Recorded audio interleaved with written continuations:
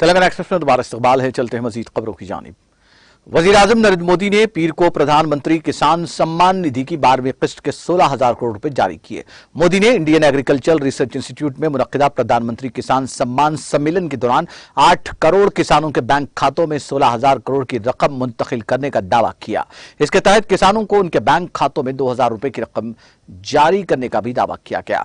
PM किसान योजना के तहत किसानों को सालाना 6,000 रुपए की माली इमदाद देने का भी उन्होंने दावा किया। इस साल दूसरी बार किसानों के बैंक खातों में रकम जारी करने का दावा किया गया। इस मौके पर मरकजी वज़ीर ज़राअत नरेंद्र सिंह तोमर, मरकजी केमिकल और फर्टिलाइजर वजीर मनसुख मंडाविया और कई दीगर वज़रा मौजूद थे।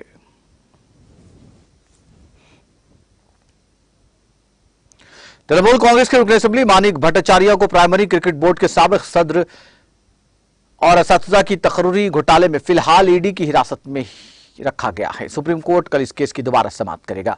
सॉलिसिटर जनरल तुषार मेहता ने पीर को अदालत को बताया कि ईडी ने मानिक भट्टाचार्य से पूछताछ से कई अहम मालूमात हासिल की हैं। उन्होंने कहा कि ईडी की जांच सीबीआई की जांच से बिल्कुल मुख्तलिफ है। ईडी की जांच में मनी ट्रायल सामने आया है। जस्टिस अनिरुद्धा बासु और जस्टिस विक्रमनाथ की डिवीजन बेंच ने ताहम ईडी को तमाम फरीकैन को हलफनामे की कापियां फराहम करने की हिदायत दी। केस की समाअत मंगल को दोबारा होगी। सुप्रीम कोर्ट को प्राइमरी एजुकेशन बोर्ड के माजूल सदर और तृणमूल कांग्रेस के मेंबर असेंबली मानिक भट्टाचार्य की तरफ से दायर मुकदमे पर पीर को फैसला सुनाने वाला था। इस केस की समाअत सुप्रीम कोर्ट के जस्टिस अनिरुद्ध बोस की क़ियादत वाली बेंच में हो रही है।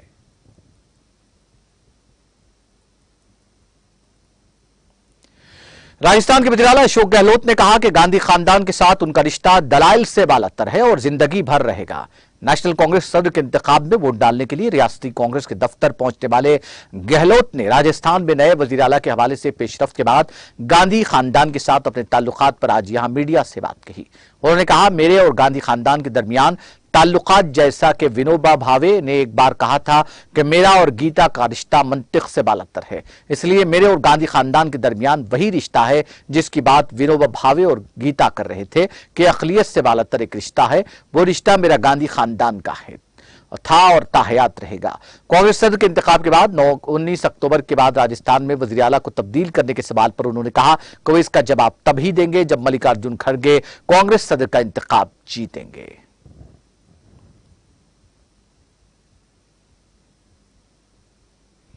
मरकजी वज़ीर तालीम धर्मेंद्र प्रधान, उत्तराखंड के वज़ीर आला पुष्कर सिंह धामी और आला तालीम के रियासती वज़ीर डॉक्टर धन सिंह रावत ने रियासत के आला तालीमी शोबे में कौमी तालीमी पॉलिसी का आगाज किया।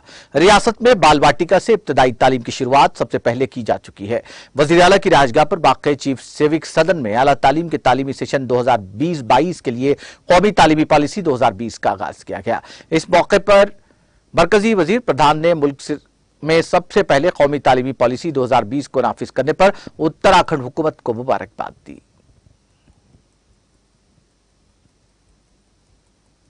दिल्ली के नायब वज़ीर आला मनीष सिसोदिया दिल्ली एक्साइज पॉलिसी के मुबैना घोटाला मामले में जारी तहक़ीक़ात में शामिल होने के लिए आज मरकजी तफ्तीशी ब्यूरो के सामने पेश हुए। सीबीआई ने सिसोदिया को अफसरान के सामने पेश होने के लिए बुलाया। सिसोदिया आज सबसे पहले अपने पार्टी कारकुनों के साथ बाबा कौम महात्मा गांधी की यादगार राजघाट पहुंचे और फिर सीबीआई हेडक्वार्टर चले गए। इस दौरान आम आदमी पार्टी के लीडर सिसोदिया ने कहा कि उन्हें गुजरात में इंतखाबी मुहिम चलाने से रोकने के लिए फर्जी केस में गिरफ्तार करने की तैयारियां की जा रही हैं।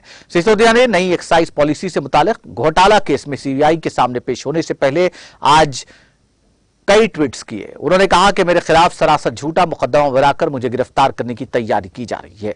मुझे आइंदा दिनों में इंतखाबी मुहिम के लिए गुजरात जाना था। ये लोग गुजरात इंतखाबात में बुरी तरह हार रहे हैं। उनका मकसद मुझे गुजरात इंतखाबी मुहिम में जाने से रोकना है। सिसोदिया ने कहा कि जब मैं गुजरात गया तो मैंने गुजरात के लोगों से कहा कि हम गुजरात में भी आपके बच्चों के लिए दिल्ली की तरह शानदार स्कूल बनाएंगे। वहां के लोग आम आदमी पार्टी से बहुत खुश हैं, लेकिन ये लोग नहीं चाहते कि गुजरात में भी अच्छे स्कूल बने, गुजरात के लोग भी पढ़ें और तरक्की करें। लेकिन मेरे जेल जाने से गुजरात की इंतखाबी मुहिम नहीं रुकेगी। आम आदमी पार्टी ने इल्जाम लगाया कि भारतीय जनता पार्टी के मरकजी तफ्तीशी bureau CBI, enforcement directorate Delhi के नायब वजीर आला मनीष सिसोदिया को गुजरात इलेक्शन तक जेल में रखेगी, लेकिन आपका हर कारकुन कुर्बानी देने को तैयार है। आपके चीफ तर्जुमान और एमएलए सौरभ भारद्वाज ने एक प्रेस कॉन्फ्रेंस में कहा, सिसोदिया को आज सीबीआई गिरफ्तार करना चाहती है। आज दिल्ली में हमने ऐसा नजारा देखा जो आजाद हिंदुस्तान की तारीख में आज तक कभी नहीं देखा गया। ऐसा नजारा आजादी से पहले देखा गया था, जब हमारे शहीद आजम सरदार भगत सिंह जैसे मुजाहिद आजादी ने मुल्क के लिए कुर्बानियां दी थी, मुल्क के लिए जेल गए थे और पुलिस की अजियतें झेली थी। उन्हें बरतानवी हुकूमत ने 12 झूठे मुकदमात में फंसाया। उनकी पुलिस उन्हें मुख्तलिफ मुकदमात में जेल में डाला करती थी। आज मुल्क में आजादी की दूसरी जंग लड़ी जा रही है। दिल्ली की सड़कों पर आज वही माहौल था, कोई मुजाहिरा नहीं हुआ, मरकजी हुकूमत के खिलाफ कोई नाराबाजी नहीं हुई। आज दिल्ली की सड़कों पर किसी किस्म का कोई गम, कोई झगड़ा नहीं देखा गया। दिल्ली के लोग सिसोदिया को मुबारकबाद देने के लिए उनके घर पहुंचे। उन्होंने कहा कि सिसोदिया, हमें आप पर फख्र है, आप आजादी की दूसरी जंग में अपने आप को कुर्बान करने जा रहे हैं। तमाम कारकुनान आपके साथ खड़े हैं, वो सर पर कफन बांधकर तुम्हारे साथ चलेंगे। अगर हमें भी कुर्बानी देनी पड़ती है तो दिल्ली के लोग और आम आदमी पार्टी का हर कारकुन बीजेपी की इन साजिशों के खिलाफ कुर्बानी देने के लिए तैयार है।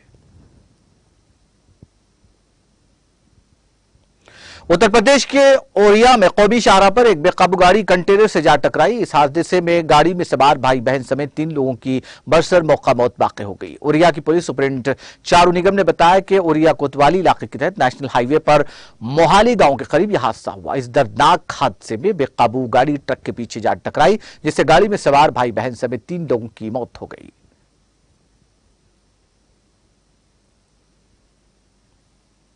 डाटसरा तराल कश्मीर में महकमा हेल्थ की जानिब से मॉडर्न पब्लिक स्कूल में एक तिब्बी कैंप का एहतमाम किया गया, जिसमें बच्चों की एक अच्छी तादाद ने शिरकत की। इस मौके पर माहिरीन सेहत ने बच्चों की तिब्बी जांच करके उनमें मुफ्त दवाइयां तकसीम की। एक ओहदेदार के मुताबिक यह कैंप नशा मुक्त भारत अभियान के तहत chief medical officer Pulwama, block medical officer Tral और जोनल मेडिकल ऑफिसर डाटसरा की हिदायत पर मुनक्किद हुआ।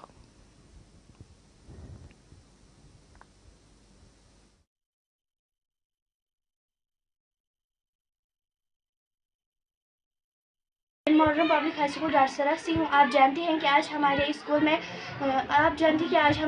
में जो हेल्थ डिपार्टमेंट वाले आए थे, उन्होंने हमें मुफ्त में इलाज किया और हमें मुफ्त में ही दवाइयाँ तकसीम की। इसीलिए हम चाहते हैं कि इससे बहुत बच्चे खुश हुए। हम चाहते हैं कि ये प्रोग्राम जारी रहे। यहाँ पे आज आए हैं जूम डाटसरा से मेडिकल टीम। हम यहाँ पे ZMO Dadsara, CMO Pulwama and block medical officer Tral के डायरेक्शन से आए हैं। आज हमारा यहाँ पे ग्रुप था हेल्थ अवेयरनेस एंड नशा मुक्त अभियान, तो जिसके अंडर हमने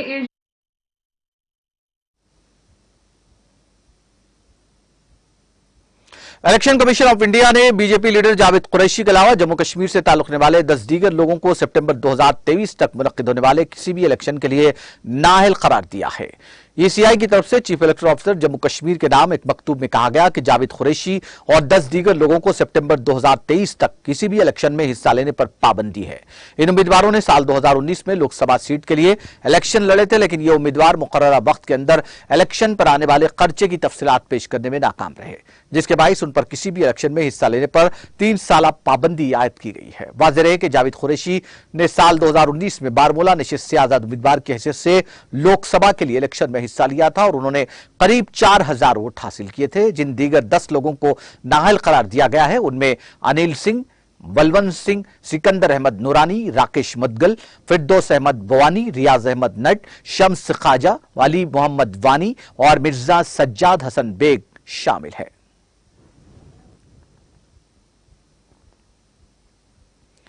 पुलिस ने सरहदी जिला कपवारा के करना इलाके में एक शख्स को असलह, गोला बारूद समेत गिरफ्तार करने का दावा किया है।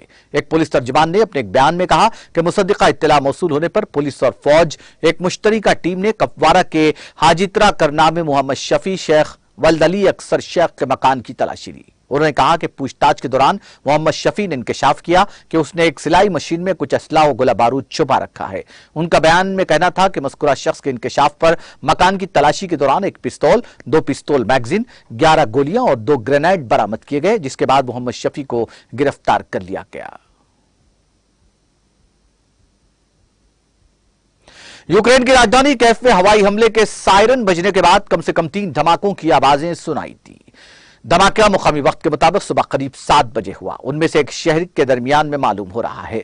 मेयर विटाली क्लाट्स्को ने कहा कि मरकजी शुवेचेंस्की इलाके में रिहायशी इमारतों को नुकसान पहुंचा है। सदर व्लादिमीर ज़ेलेंस्की के दफ्तर के चीफ एंथनी पेरमिक ने कहा कि हमले में कामिक्स ड्रोन से किए गए हैं। यह हमला एक हफ्ता पहले किए गए हमलों के बाद किया गया, जब कीव पर रूसी मिसाइलों के जरिए हमला किया गया और कौमी सतह पर इस हमले में 19 लोग मारे गए थे। सोशल मीडिया साइट टेलीग्राम के जरिए क्लैट्स्को ने कहा कि वो गुज़िश्ता हफ्ता कई हमलों के दरमियान शुवेचेंस्की जिले में थे। उन्होंने कहा कि रेस्क्यू टीम मौके पर थी और उन्होंने शहरियों से हवाई हमले से बचने के लिए पनागाह में रुकने के लिए कहा।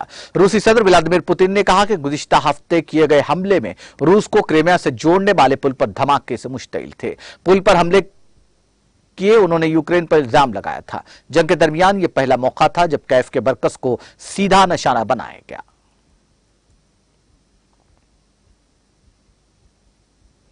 ऑस्ट्रेलिया की हुकूमत ने घरेलू तशद्दुद के खात्मे के लिए कौमी मंसूबे का ऐलान किया है। समाजी खिदमात की वजीर वुमेंडा रिच वर्थ और खवातीन की वजीर केटी ग्लैगर ने रियासती और इलाकाई हुक्काम के साथ पीर को खवातीन और बच्चों के खिलाफ तशद्दुद के खात्मे के लिए 10 साल कौमी मंसूबा शुरू किया है।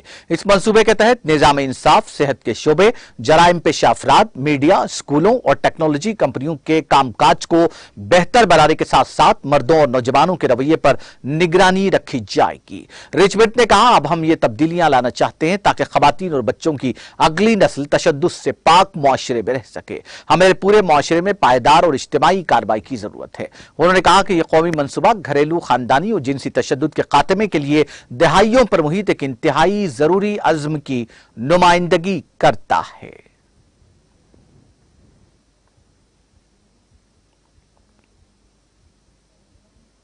कोलंबो के आर्च बिशप मेल्कम कार्डिनल रंजीत ने मुल्क के नौजवानों से नाइंसाफी के खिलाफ उठने और मौजूदा निजाम को बदलने की अपील की है। उनके मुताबिक यह निजाम उनकी बदहाली का सबब बन गया है। दी आइलैंड अखबार ने कार्डिनल के हवाले से कहा, नौजवानों को उठना चाहिए और अपनी जिम्मेदारियों को पूरा करना चाहिए। उन्हें मुल्क और आने वाली नस्लों को हकीकी आजादी दिलाने के लिए सख्त मेहनत करनी चाहिए। हमें मुस्तकबिल के लिए, मुल्क को बचाने के लिए इकट्ठा होना चाहिए। उन्होंने कहा कि हम उस मुकाम पर पहुंच चुके हैं जहां अब हमारी आजादी महदूद होती जा रही है। हम जानते हैं कि जमहूरी हुकूक के लिए खड़े होने वाले नौजवान या तो जेल में है या अदालतों में है। यह जमहूरियत नहीं है। उन्होंने कहा कि यह वाज़ेह है कि हमें एक नए विजन की जरूरत है ताकि हम अपने इख्तिलाफात पर काबू पा सकें और एक नए श्रीलंका की तामीर के लिए भाइयों के तौर पर इकट्ठे हो सके। मुजाहिरों में शामिल लड़कियों और लड़कों का यही मुतालबा था कि मौजूदा दौर में निजाम को तब्दील किया जाए।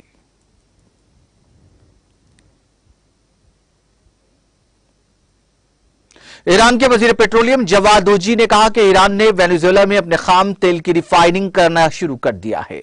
यह इत्तला ओजी से वाबस्ता वजारत की खबर रसा एजेंसी ने दी है। खबर रसा एजेंसी शाना ने ओजी के हवाले से कहा कि ईरान ने वेनेजुएला की एल पाल्टो रिफाइनरी में अपने खाम तेल की रोजाना तकरीबन 1 लाख बैरल प्रोसेसिंग शुरू कर दी है। उन्होंने कहा कि यह एक देरीना और 43 साल पुराना ख्वाब था जो national Irani oil refining and distribution company में मेरे साथियों की कोशिशों से पूरा हुआ है। National Irani oil refining and distribution company के सरबराह जलील सालारी ने कहा कि ईरान की रिफाइनरी के ऑपरेशंस को बैरून मुल्क प्रोजेक्ट्स तक बढ़ाने की कोशिशें जारी हैं। प्रेस टीवी के मुताबिक ईरान ने मई में वेनेजुएला की सरकारी तेल कंपनी पीडीवीएसए के साथ रिफाइनरी की मरम्मत और तोसी के लिए 1.16 करोड़ अमेरिकी डॉलर के माहदे पर दस्तखत किए थे।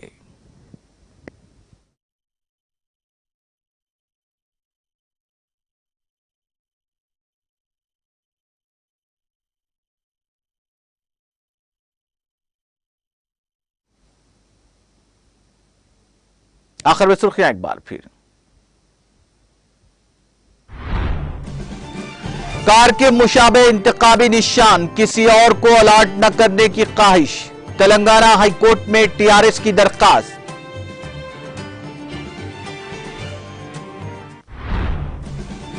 कोविड टीका इजाद करने पर वजीर आजम को नोबेल इनाम दिया जाना चाहिए। तेलंगाना के वजीर के तारक रामाराव ने मोदी पर किया तंज।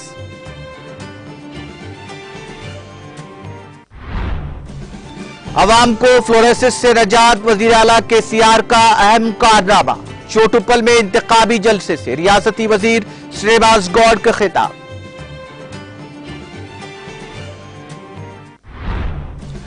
मगरबी बंगाल में असातिज़ा की तकर्रुरी घोटाले का मामला, तृणमूल कांग्रेस के रुकन असेंबली मानिक भट्टाचार्य को सुप्रीम कोर्ट से नहीं मिली राहत।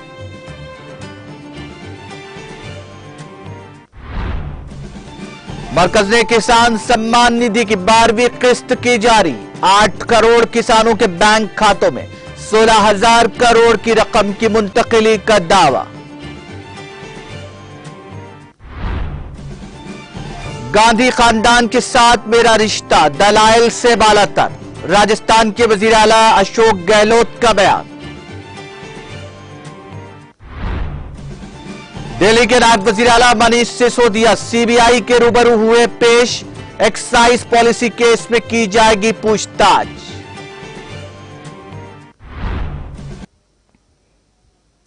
तेलंगाना एक्सप्रेस में फिलहाल इतना ही। मुझे और मेरी पूरी टीम को दीजिए इजाजत। ताजा तरीन अपडेट्स के लिए देखते रहिए टीटीवी।